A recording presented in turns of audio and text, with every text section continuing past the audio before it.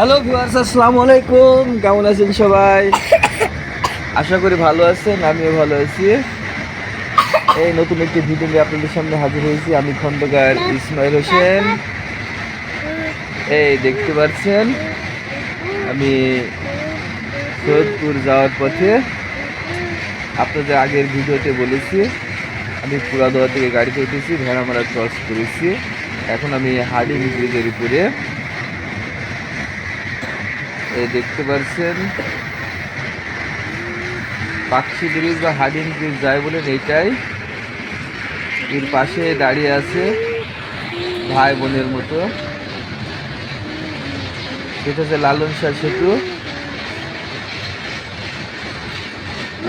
বাংলাদেশের উত্তরবঙ্গ এবং দক্ষিণবঙ্গের যে ভাগ, সে ভাগ হয়েছে পদ্মা নদী থেকে। পদ্মা নদীর দক্ষিণে দক্ষিণাঞ্চল আর উত্তরে উত্তরাঞ্চল। পদ্মা নদীর গা ঘেঁষে রয়েছে কুষ্টিয়া জেলা, তার পাশে মেহেরপুর, রাজবাড়ী, ঝিনাইদহ, চুয়াডাঙ্গা ইত্যাদি।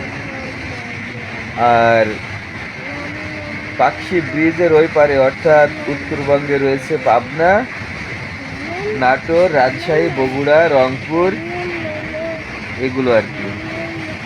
তো বন্ধুরা দেখতে পাচ্ছেন আমি এক এক করে আস্তে আস্তে ব্রিজের প্রায় শেষ অংশে চলে এসেছি। কিছুক্ষণের মধ্যে হয়তো ব্রিজটা পার হয়ে যাব। আর আমি যাচ্ছি সৈয়দপুর একটু ঘুরতে যাব। পার্বতীপুর, সৈয়দপুর, পঞ্চগড়, ঠাকুরগাঁ, দিনাজপুর, যেখানে যে অবস্থায় অবস্থান করি না কেন আপনাদের সাথে শেয়ার করব।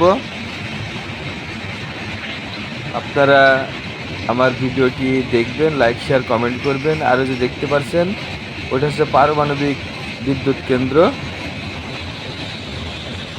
যে পারমাণবিক বিদ্যুৎ কেন্দ্র নিয়ে অনেক সমালোচনা চলছে বর্তমান সময়ে।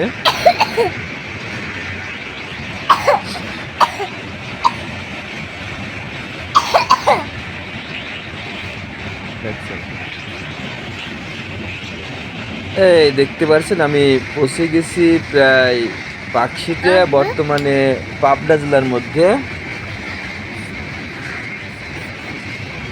রাসিন আমার পাশে আছে, রাসিন কিছু বলতে চাই, আপনারা শোনেন।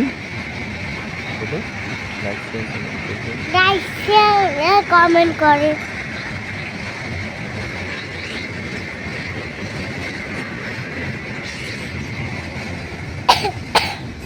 আসলে রাসিনের কাশি হয়েছে বলে কথা বলতে পারছে না।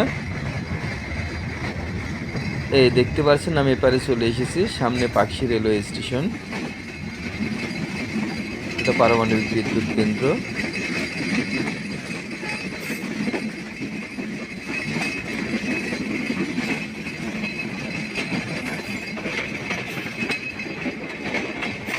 দেখুন এখানকার সিনারি কত সুন্দর। আসলে পাকশি যে স্টেশন আছে, স্টেশনটা বাংলাদেশের সব থেকে উঁচু রেলওয়ে স্টেশন, সব থেকে উঁচু। এই দেখুন নিচে যে গাছপালাগুলো আছে দেখাই যায় না, এত উঁচু আর এত সুন্দর এখানকার প্রকৃতি। তো বন্ধুরা লাইক শেয়ার কমেন্ট করে পাশে থাকবেন, পরবর্তী ভিডিও দেখবেন। খুদা হাফেজ।